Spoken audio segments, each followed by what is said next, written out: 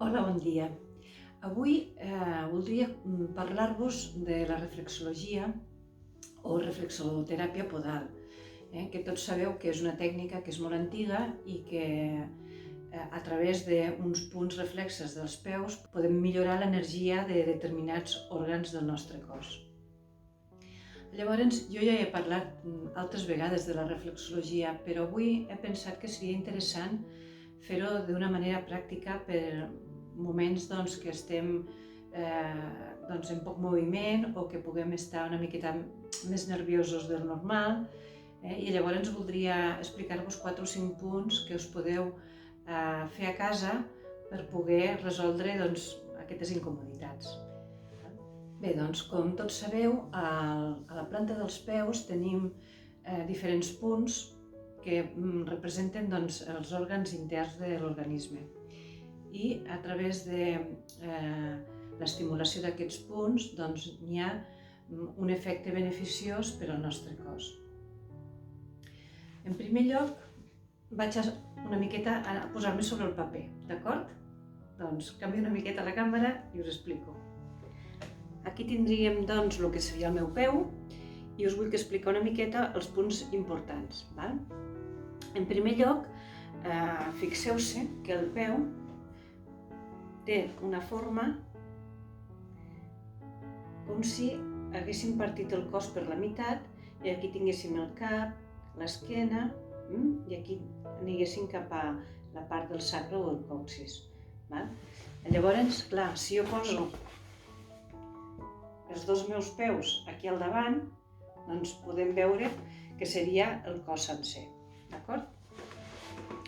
Doncs bé, per començar, anem a veure els punts més aviat de sistema nerviós, que és una mica el que puguem tenir més alterat en aquest moment. Per ajudar-vos a veure-ho, jo faré uns dibuixets. Llavors, hi ha 3 punts als peus que són molt importants. El primer punt és el del plexo solar i és un punt molt fàcil de trobar perquè és quan nosaltres agafem el peu i intentem una miqueta, o sigui, si estem a la meitat, és una miqueta més cap a la part de dintre del peu, hi ha com un foradet que és molt fàcil de trobar. No sé si es veu el puntet que he fet. No sé si es veu. I llavors el que fem és estimular cap a dintre. Fem pressions.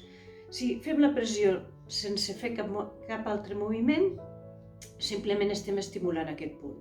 Si el que volem és accelerar-lo, doncs llavors farem com voltes en direcció de les agulles del rellotge. Si el que volem és sedar-lo, farem al revés. Vull dir que si jo estic passant uns dies amb l'ànim baix, el que faré serà estimular. I si jo estic passant uns dies alterada, el que faré serà sedar.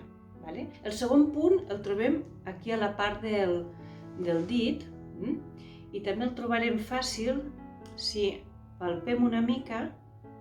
Està normalment on tenim l'agulla dactilar del dit, doncs en aquest punt concret és un punt que acostuma a estar, a veure, si agafem el dit i el partem per la meitat, doncs just a sota de la meitat del dit. I ja veureu que és un punt que també, si el pressionem, acostuma a ser un punt dolorós. I el mateix que fem abans. Aquest representaria el que és la part del sistema nerviós central, on està la hipòfisis. Llavors, si jo simplement pressiono, estic activant aquest punt. Si el que vull que és sedar-lo, doncs faré la pressió en voltes contràries a les agulles del rellotge. I si el que jo vull que és estimular-lo, el que faré serà la pressió en rodonetes a favor de les agulles del rellotge. Després hi ha un tercer punt, que aquest és una miqueta més complicat de trobar, que és el que correspon a les suprarrenals, que el trobarem a sota d'aquesta part d'aquí. A sota aquí tindríem el que és la part d'estómac, però hi ha un punt que notarem al pressionar com si fos una mongeta seca, que seria una forma similar al ronyó. Doncs just per sobre d'aquesta mongeta trobarem un punt també a estimular, que és el de les suprarrenals, que aquest combina el que és sistema nerviós i també sistema hormonal. Vull dir, també és un punt que el que fa és el que fa també ens influeix a nivell de sistema nerviós. Llavors també és aquest un punt interessant que farem el mateix, o sedarem o estimularem. Ok? Molt bé. Després hi ha un altre problema que ens podem trobar aquests dies de confinament. Com que caminem menys o fem menys exercici, doncs moltes persones tenen restrenyiment, d'acord?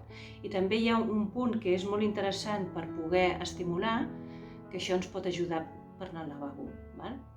Aquest punt el trobarem al peu de l'esquerra, ja em dic que serien els dos peus per la meitat cadascun, els punts que he dit d'aquest peu estan també a l'altre, i aquest que vaig a dir ara està només al peu esquerre, perquè la part del còlon queda més aviat a la part de l'esquerra del nostre organisme. Llavors, si veiem el peu com és, aquí tindríem el que és l'intestí gros, no sé si es veu, doncs tot aquest intestí és el que hauríem d'estimular en cas d'anar amb restrenyiment. Llavors, com ho faríem? Doncs començaríem per la part de baix. Per la part de baix i aniríem fent aquest moviment, així cap a baix. Quan hem fet diverses vegades, aquí faríem el que correspondria al còlon descendent cap avall. Faríem el raconet i tornaríem a estimular aquí. I després el còlon transvers, també diverses vegades,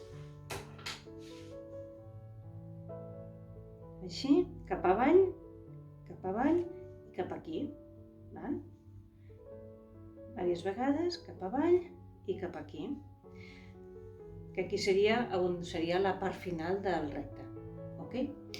Doncs això és el que podem fer nosaltres manualment. Quines més coses podem fer? Doncs en el cas que veiem que estem com més engarrotats, el que podem fer són exercicis a nivell de peus. I ara tornarem a recol·locar la càmera perquè ho veieu millor a terra. Molt bé. Si tenim, per exemple, una pilota, el que podem és fer exercicis amb el peu, mirant de que tots els punts, des de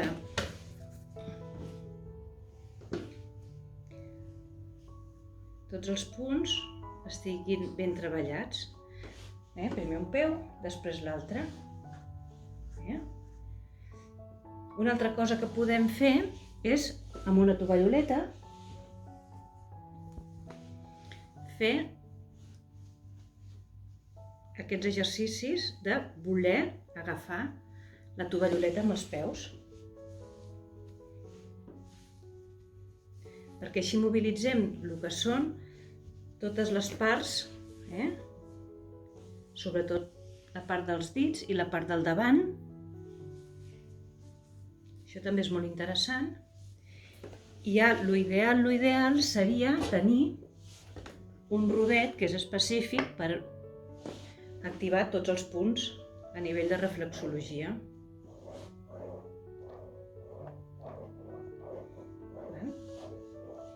Però clar, s'entén que no tothom té un rodet de fer exercicis de reflexologia a casa seva.